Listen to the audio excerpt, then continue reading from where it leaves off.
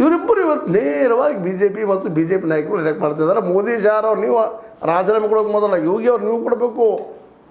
ಇದು ನ್ಯಾಯಾಂಗ ತನಿಖೆ ಆಗಬೇಕು ಹಿರಿಯ ನ್ಯಾಯಾಧೀಶರಿಂದ, ಅಥವಾ ಇದಕ್ಕಾಗಿಯೇ ಒಂದು ನೀವು ಕಮಿಟಿ ಸ್ವತಃ ಒಂದೇನು ಪಾರ್ಲಿಮೆಂಟ್ರಿ ಬೋರ್ಡ್ ಮಾಡಬೇಕು ಇದಕ್ಕೆ ಅನ್ನೋದು ಹೇಳ್ತಾ ಇದ್ದಾರೆ.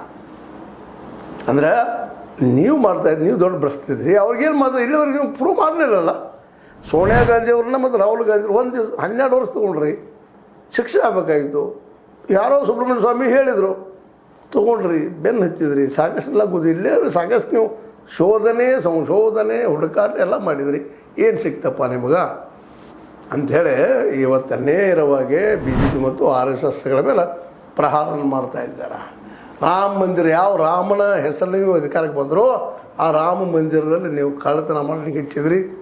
ಏನೆಲ್ಲ ಜರುಡೆಯಾಗಿ ಹೋಗ್ಬಿಡ್ತಾರೆ ದುಡ್ಡಿಂದು. ಎಲ್ಲನೂ ಈ ಟ್ರಸ್ಟಿಗಳಿದ್ದಂಥವ್ರು ಇದ್ದಾರೆ, ಎಲ್ಲರೂ ಅವ್ರ ಸಂಬಂಧಿಕರು, ಅವರ ಏನಪ್ಪ ವಾರಸದವರು, ಇವರೆಲ್ಲ ಮಾಡಿದ್ದಾರೆ. ಇವತ್ತು ಇದಕ್ಕೇನು ಕ್ರಮ ತೊಗೊಂಡ್ರಿ? ಇಲ್ಲಿವರೆಗೆ ಸ್ವತಂತ್ರವಾಗಿ ತನಿಖೆ ಮಾಡಿಸಿದ್ರಿ ಇಲ್ಲ, ತನಿಖೆ ಸಹಿತ ಇವನ್ ಅದೇನು ನೀವು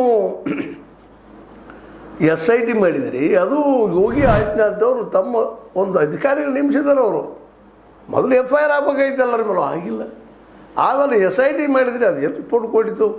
5ನೇ ತಾರೀಕಿಗೆ 80 ಲಕ್ಷ ಗೊತ್ತಿದ್ರು. 7ನೇ ತಾರೀಕು ನೀವು ಇಂಟ್ರ್ಯೂ ಕೊಟ್ಟರು ಚಂಪತರಾಯರು, ಅದನ್ನು ಕ್ಲಿಯರಾಗಿ ಹೇಳಲಿಲ್ಲ.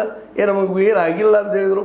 ಸ್ವತಂತ್ರವಾದ ಮೀಡಿಯಾಗೆ ಬೇಕಾಗಿರುವುದು ಸ್ವತಂತ್ರ ಧ್ವನಿ. ಆ ಸ್ವತಂತ್ರ ಧ್ವನಿ ಉಳಿಸಲು ನೀವು ಮಾಡಬೇಕಾದದ್ದು ಇಷ್ಟೇ. ಅದೇನಪ್ಪಾ ಅಂತಂತಂದ್ರೆ ನಿಮ್ಮ ಕೈಲಾದಷ್ಟು ಸಹಾಯ ಈ ಚಾನಲ್ಗೆ